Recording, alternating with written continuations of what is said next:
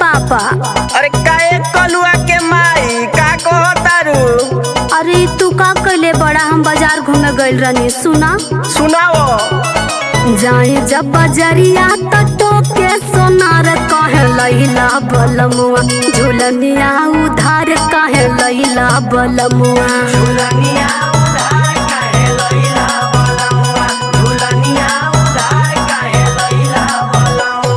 जबले ना दहली तना मरलू बराबर, अब काहे के खालू का पर ये धनिया खालू तू काहे?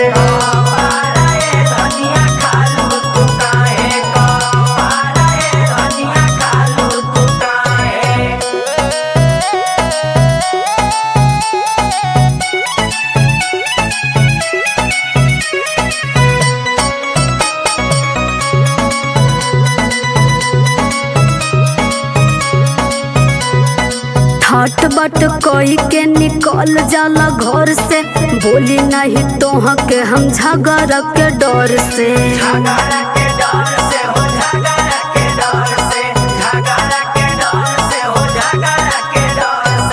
माई घर घुमानी बिटियावा चूल्हा पोतानी, सावर सूरत पर सिंगार करबी के तनी।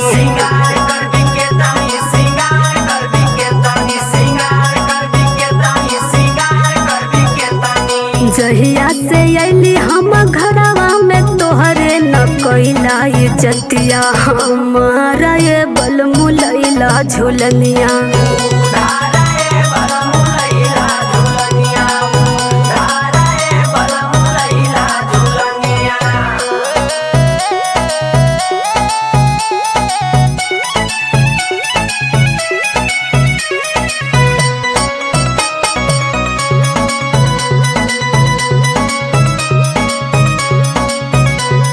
जुआवा में हरल रहला राजा मोर गहनावा, रविंदर दीवाना नहीं दिहाला कंगनावा।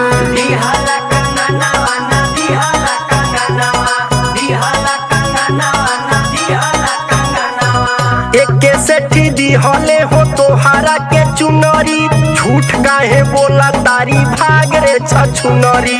झूठ काहे बोला तारी भाग रे छछुनरी, झूठ काहे बोला तारी भाग रे छछुनरी। लाहाई पैसा जके दे के आवा ना त फोड़ब हम तोहरो कपार, ये बलमु फोड़ब हम तोहरो।